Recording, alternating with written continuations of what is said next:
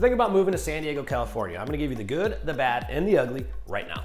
Hi, my name is Mike Cuevas with Big Block Realty, and just about 5 years ago, I picked up my entire life from Chicago, moved across the country to wonderful San Diego, and it has been one of the best decisions that I ever did in my life. However, there were a lot of things that I wish I knew, because what I did is I sort of did it in a whim of a second and started life over. So what I wanted to do on this video is walk you through some of the things you're gonna need to know if you're moving to San Diego. We're gonna break this down into what I've discovered was the good, the awesomeness of living here, the bad, and then the ugly, or the stuff, AKA I wish I would have known before I ever picked up my car and actually traveled the country. So without further ado, let's go ahead and get started. All right, so the first thing we're gonna do is we are going to start with the good, and a lot of this good is gonna be pretty obvious. Now, I'm not sure about where you're coming from in the country, but living on the beach in San Diego by far is one of the best decisions I ever made in my life, because the lifestyle is everything you would think it is.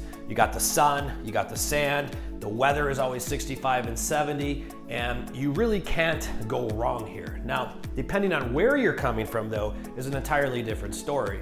And one of the, where I came from was Chicago, but what I find out here is that there are a ton of transplants that actually took the journey just like me. And one of the things I noticed was that as we got to know people is that you sort of gravitate towards other people who are also from Chicago or Midwesterners. And there is quite a bit of us out here. But the very, very good is that the lifestyle, the climate, all of this stuff is just extremely, extremely lovely and advantageous. Now, the second thing that I didn't really realize, but I enjoyed after I got here, was the overall location. And a lot of times people would think that living in the southwest corner of the United States might feel a little bit isolated, but I didn't really realize how much there is to do around here, and it doesn't involve staying in San Diego. So for example, we are just within a few hours drive of several different things and lifestyles that you could actually anticipate or start enjoying. So for example, I have a lot of friends that go down to the border and go over to Mexico, Tecate, Tijuana.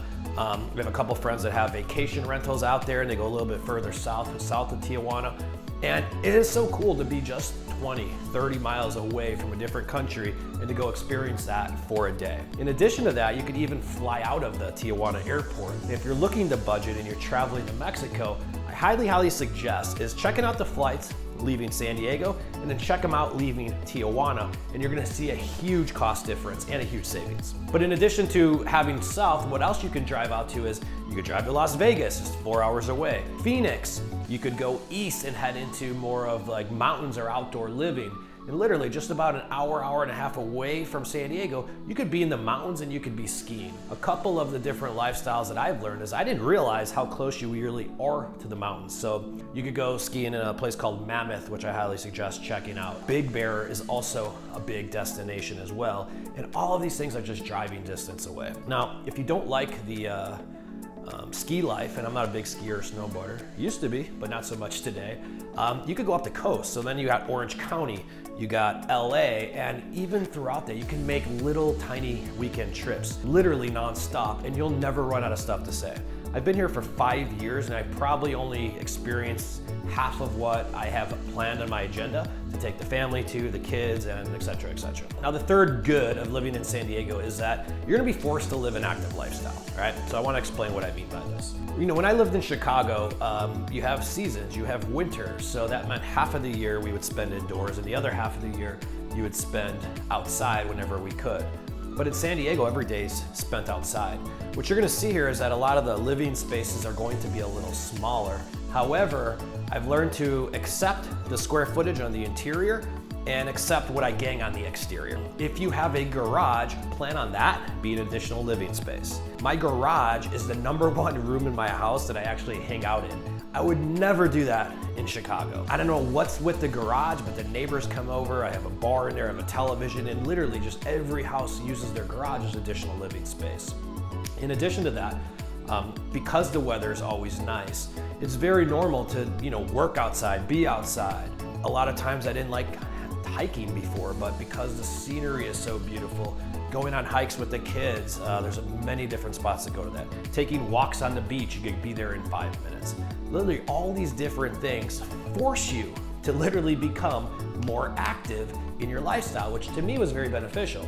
Okay, so I want to give you some of the obvious, but let's go through and do some of the bad.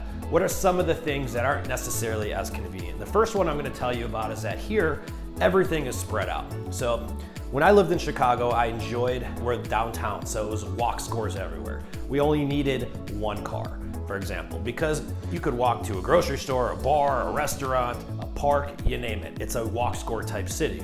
Well, here, everything is gonna be spread out.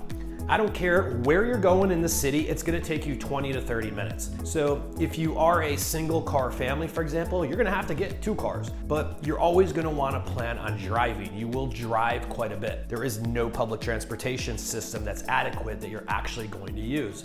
So if you're coming from a big city like a New York, a Chicago, any major metropolitan with public transportation, you're not gonna get that here. Number 2, wherever you decide to live, you're gonna feel like you're downgrading, chances are, okay? So here's what I mean by that. The infrastructure of San Diego when it comes to like the housing, a lot of stuff is very dated. Coming from Chicago, I used to be used to seeing everything brand new, updated, granite countertops, hardwood floors, stainless steel appliances, marble bathrooms, you know, the whole shebang. But when I got here, I started realizing on how dated so many of these properties are. Now, I believe that that's because a lot of the properties here were built back in the day and they just quite frankly never been updated. In addition to that, you can also probably see a little bit less square footage than you're used to, right? So if you're used to living in 3,000 square feet and you're coming from a market that isn't as pricey in the cost of living, and we'll get into that in a second, well, expect to be in a lot less square footage. The housing out here isn't like super duper large, and the ones that are super duper large, trust me, they're $5, $4, $6 million. So you have to understand that one of the things you're gonna get here is you're probably gonna, at least for most people, depending on your budget, is you might downgrade a little bit your living situation. The flip side of that is here in San Diego. One more bad that I have to tell you about, and you may know this, you may not, I didn't, but it doesn't get really hot here, but it doesn't also get really cold. It's always just sort of like at that, many times like a chilly factor. So this is some of the stuff I learned after I moved here. For example, the Pacific Ocean is never warm. It's freezing. You're gonna be 60 degrees, 62 degrees. It is always cold. In the wintertime, it's a lot colder than in the summer, but you can absolutely plan on the water always being cold, okay? Now, number 2, just because you're living in San Diego doesn't mean you're gonna swim all day, all year round, 24/7. For whatever reason, I had it stuck in my head that, hey, if I'm gonna be in Southern California, look, I'm gonna be able to swim with my kids anytime I want. This is gonna be awesome. The truth is in like November, December, January, February, you're not gonna go swimming. It's not that it's cold outside, but it is chilly. And yes, your body temperatures will change. I get cold and goosebumps anytime it's 60 degrees. 5 years ago, I'd be running outside in 40 degrees. So you're going to go ahead and see that. Now on the flip side of this is that it never really also gets too hot. So for example, one of the things you'll see when you're looking at different houses, and if you live near the coast like we do, you realize that a lot of these houses don't get air conditioning in them, and that's actually normal. I thought it was insane that you don't get air conditioning in your houses, but it's just part of the lifestyle. You have the windows down, you have the breeze come in. Today I'm used to it, but it took me about a year to overcome that. So you're gonna see different things with the temperature that you may or may not like, that may or may not be a little bit annoying. Sometimes I wish it was a little hotter, sometimes even a little colder.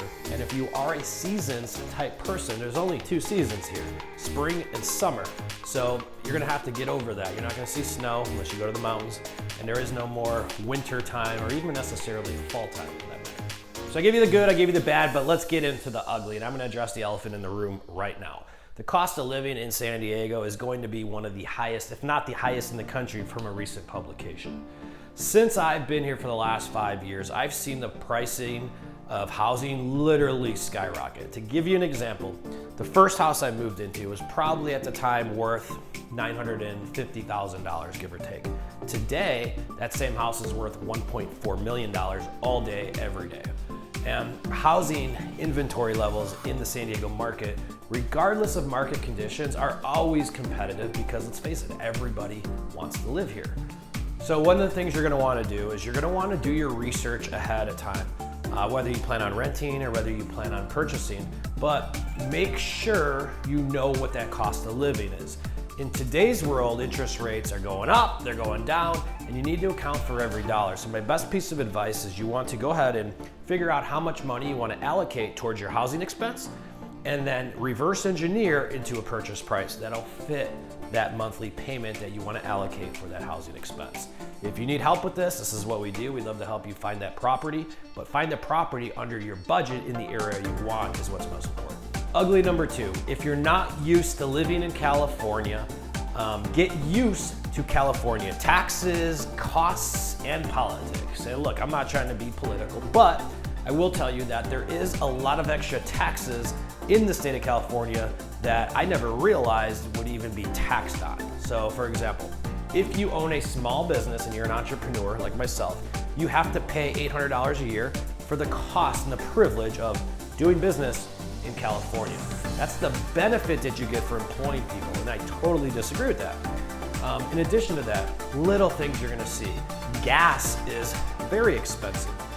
At the time of this recording, we are hovering around $6 a gallon, which for a 17-gallon truck will cost you almost about $100. That is something that hopefully is not situational, but even when the gas prices were back down towards a normal level, they were still on the higher end of things overall throughout the country. You're gonna wanna look into like state income tax and other miscellaneous fees, but just plan on having a couple different fees that are gonna make you pissed off, to say the least. And if you're not used to California living, this is something you're going to see. And don't worry, it's just part of, we call it the sun tax out here. Anytime I see any one of these things, I stare up the sky, look at a palm tree, and I'm like, all right, I'm just reminded while I'm here. So your anger won't last too long, but you just gotta know how to handle it. Like I said, look at that palm tree, look at that ocean, problem solved. So I hope this video helped you see the good, the bad, and the ugly of moving or living to San Diego. There's a lot of things I highly suggest that you look into. And if you need any help or firsthand advice, please feel free to reach out to us. I've transplanted myself. I've moved my family across the country to be here. I can tell you exactly what it's gonna happen, what it's gonna look like, and exactly why you should never ship all of your furniture all the way across the country, because the chances are it's never gonna show up on time. I'll tell you about that in a different video, but if you enjoyed what you saw here today, definitely go ahead and make sure you subscribe to our channel, and please reach out to us.